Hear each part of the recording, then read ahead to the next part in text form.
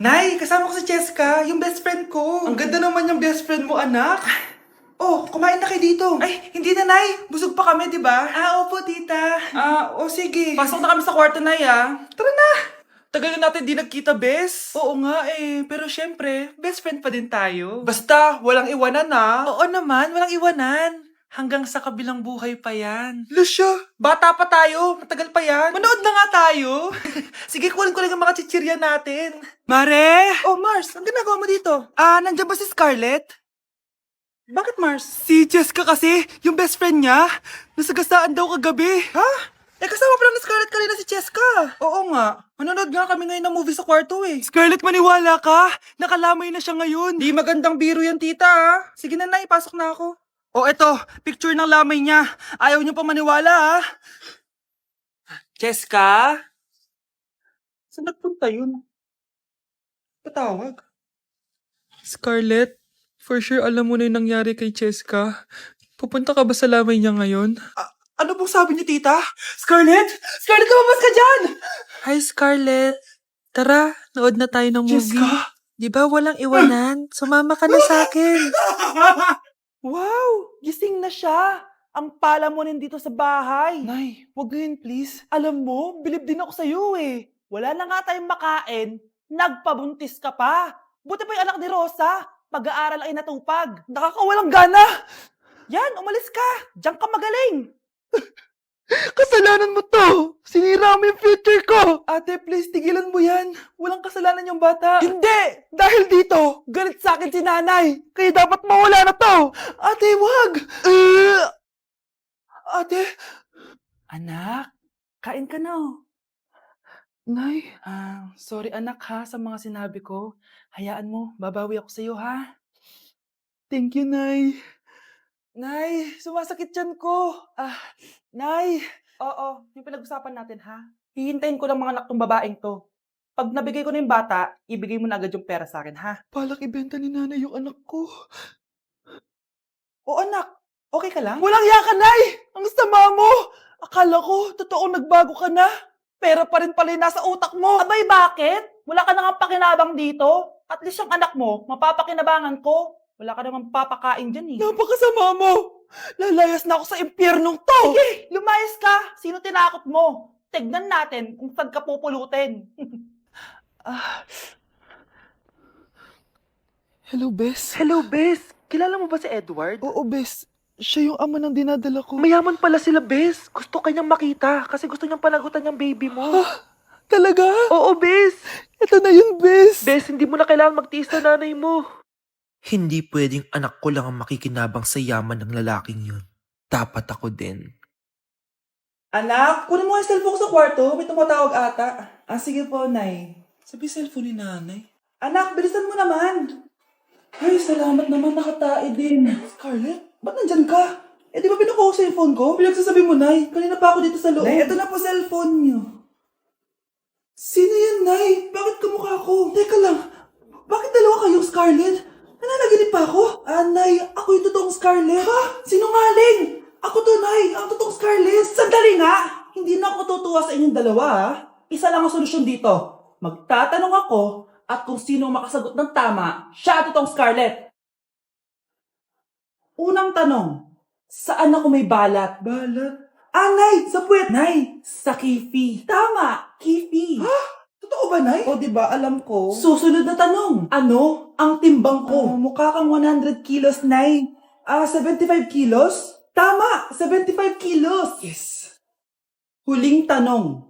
Ano ang birthday ko? Birthday? Mahina pa naman ako sa ganyan. April 14, 1977? April 15, 1977. Tama! Ikaw nga ang totoong Scarlett. At ikaw, dahil talo ka, lumayas ka na dito, impostor! Ay! Sino ba kasing Scarlett na yun? Bakit kamukha ko siya? Anak, kilalang kilala mo talaga ako, no? Siyempre naman, Nay. Anak mo ko Worth it lahat ng pagpaparetoke ko dahil sinira mo ang mukha ko noon. Ngayong napaniwala na kita, gaganti na ako sa'yo. Oh, galingan nyo sa school mga anak ha? Opo, Nay, gagalingan namin. Siyempre naman, Nay. Kami pa ba? O siya na, ingat kayo ha. Alis na kami, Nay. A few moments later. Hala, di ba siya yung babae may dalawang muka? Kari, galingan mo ha. Ako na bahala sa sagot. Ay! Pumasok yung kaklase nating dalawa ang muka! Nakakatakot. May kaklase pala tayong abnormal. Mukhang alien. Kari, wag mo na silang patulan.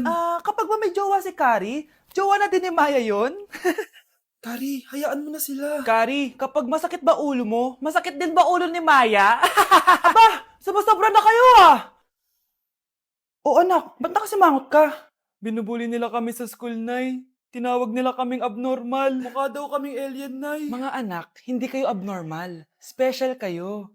Special kayo dito sa puso ko. Pero Nay, ang dami nilang sinasabi sa amin. Ay, hindi na importante kung ano man sabihin nila. Ang importante, mahal ko kayong dalawa. Tandaan nyo lagi yan, ha? Mahal ka din namin, Nay. Opo, Nay. O siya na, matulog na kayo. Maaga pa yung klase nyo bukas. Sige, Nay, tulog na po kami. Good night, Nay. Good night, mga anak. Balang araw, malalaman niyo rin kung bakit kayo ganyan. Maya, huwag mo akong iiwan, na. Oo naman, Kari. Forever tayo magkasama. Good night, Maya. Good night, Kari. 1 hour later. Kari? Kari! Ay, Kari! Good morning, Maya. Maya? Ba't di ka nagsasalita? Ano nangyayari? Sino to? Ano to? Hoy! Takuri ba to? Ba't ang dumi? Ba't gumagalaw? Ako, si Beanie the Genie. Hala, totoo pala yung mga genie. Akala ko sa TV lang sila. May 3 kang wish. Gamitin mo to ng maayos. May wish ako? Matutupad na lahat ng gusto ko. A few moments later. Anak! Yes po, Nay. Wala na tayong pera! Wala na din tayong makain! Ha? Di ko na alam gagawin ko! Wait lang, Nay. Wish ko, sana maging mayaman ako! Your wish is my command. Oh, gamitin mo to. May laman tong $1 billion. Mayaman na ako! Nay, huwag ka mag-alala. Eto, 100 million pesos para sa'yo. 100 million pesos! Thank you, anak! Ang yaman ko na! Nabili ko na lahat ng gusto ko! 1 hour later. Ang boring naman. Mayaman nga ako. Wala naman akong kaibigan. Wish ko, sana maging sikat ako! Your wish is my command. Sino yun? Sir, ano po masasabi niyo na ikaw ang pinakasikat na tao dito sa Pilipinas? Ako? Sikat? Nandito tayo ngayon live sa bahay ng pinakasikat na tao dito sa Pilipinas. Ang sayo naman! Babala, mag-ingat ka sa huling wish mo. Dahil... Sir, may tanong po ako. Ha? Hindi kita marinig! Ano po ang masasabi nyo na lumalala ang pandemya? May isang solusyon lang dyan. Wish ko, sana maging maayos na yung mundo. Ayan, maayos na. Bakit, Genie? Magiging kabaliktaran ang huling wish mo. Ano nangyayari? Mamamatay na tayo lahat! Mare, nabalitaan mo na ba? Ang alin, Mare? May magnanakaw sa barangay natin. Grabe na talaga panahon ngayon. Nakakatakot na. Mare, pwede ba akong makiinom sa inyo? Sige, Mare. Pasok ka. Sige, Mare. A few moments later. Mare, akyat muna ako, ha? Mukhang mabebenta ko to ng mahal, ha? Hay! Ano ginagawa mo? Nagnanakaw ka ba? Wala ka nakita, ha? Pag sinabi mo to sa nanay mo, sasaktan kita! Mare, tapos ka na ba? Oo, Mare. Uuwi na ako. Teka lang, Mare. Ba't ka nagmamadali? Kailangan ko na talaga umuwi, Mare. Sige na. Akala mo mapapalagpasan ko lahat ng mga ginawa mo? Anong pinagsasabi mo, Mare? Magnanakaw ka. Hindi totoo yan. Kanina ka pa naka-live. Kitang-kita nila lahat ng ginawa mo. Alisin mo nga yan. Sa wakas, nahuli ka na namin. Ngayon, kailangan mo na maparusahan. Parusa? Sige na, huliin nyo na yan. Sumama ka na sa amin.